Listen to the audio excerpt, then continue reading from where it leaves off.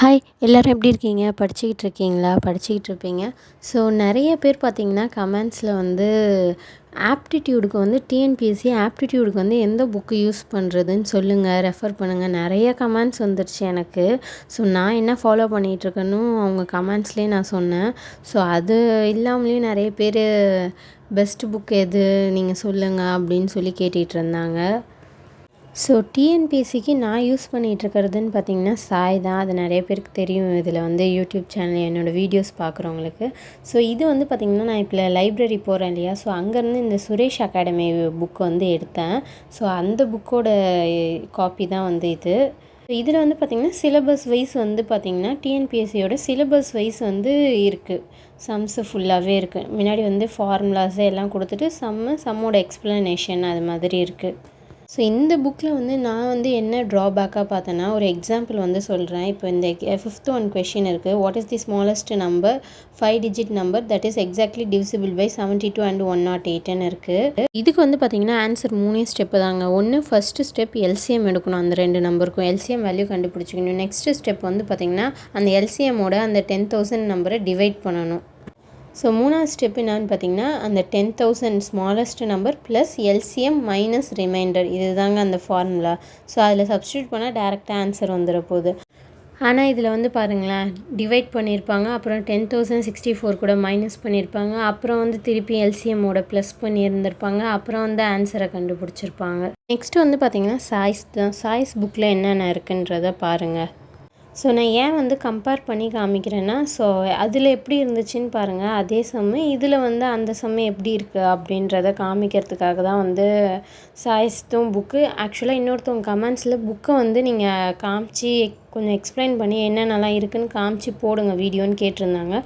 So அதனால தான் இந்த வீடியோ போட்டேன். இப்போ அந்த சுரேஷ் அகாடமியில் காமிச்சா அதே சமயம் சாய்ஸில் வந்து காமிக்கிறேன். அதில் வந்து எப்படி போட்டிருக்காங்கன்றதை பாருங்கள். இங்கே பாருங்கள், first step LCM, next divide பண்ணியிருக்காங்க. நெக்ஸ்ட்டு பாருங்கள் அப்படியே 10,000 plus LCM minus remainder answer. வேணுன்னா கூட அந்த இதையும் ஸ்க்ரீன்ஷாட் எடுத்து இதையும் ஸ்க்ரீன்ஷாட் எடுத்து கம்பேரிஷன் பண்ணி பாருங்கள். சுரேஷ் அகாடமி புக்கில் வந்து பார்த்திங்கன்னா ஷார்ட்கட்ஸ்லாம் இருக்காது. ஸோ ஆனால் இப்போ வந்து நியூ எடிஷன்லாம் வந்துருக்கிறதுல அது மாதிரி ஷார்ட்கட்டோட புக் வந்து போட்டிருக்கிறதா சொல்கிறாங்க. நீங்கள் வந்து செக் பண்ணி பார்த்துக்கோங்க. பட் சாய்ஸில் இங்கே பாருங்கள் ஷார்ட்கட்னே சொல்லி கொடுத்துருக்காங்க. ஸோ நெக்ஸ்ட்டு வந்து பார்த்திங்கன்னா டிஏஎஃப் தான். டிஏஎஃப்பில் வந்து பார்த்திங்கன்னா 2 புக்கு இருக்குது. ஒன்று வந்து பார்த்திங்கன்னா ரஞ்சித் சார் புக்கு, இன்னொன்று வந்து பார்த்திங்கன்னா பரத் சார் புக்கு. ஃபஸ்ட்டு வந்து கணிதம் இருக்கு இல்லையா, அந்த புக் தான் ரஞ்சித் சாரோட புக்கு. ஸோ அதில் வந்து எல்லா விதமான எக்ஸாமுக்குமே யூஸ் பண்ணிக்கலாம். ப்ளஸ் வந்து 4 இயர்ஸ்க்கான கொஷின் பேங்க்கும் இருக்கும் வித் ஆன்சரோட. நெக்ஸ்ட்டு இந்த பக்கம் இருக்குது இல்லையா ரைட் சைடில் கணிதம் திறனறிதல்னு, அது வந்து ஸ்பெஷலாக வந்து டிஎன்பிஎஸ்சி எஸ்ஐ அண்ட் ஆர்ஆர்பிக்கு மட்டும். ஸோ இது வந்து பார்த்திங்கன்னா 6th 10th ஸ்டாண்டர்ட் புக் இருக்கு இல்லையா, அதில் இருக்கிற சம்ஸ் எல்லாத்தையுமே ஒரு புக்காக கலெக்ஷன் பண்ணி போட்டிருக்காங்க. ஸோ இதில் வந்து பார்த்திங்கன்னா ஒரு நம்பர் சிஸ்டம் அப்படி எண்கள் அப்படின்னு எடுத்துக்கிட்டிங்கன்னா அதில் என்னென்ன டைப் ஆஃப் சம், ஒரு டைப் ஆஃப் சம் இருக்கோ அது மாதிரி எல்லா டைப் ஆஃப் சம்முமே இருக்குது.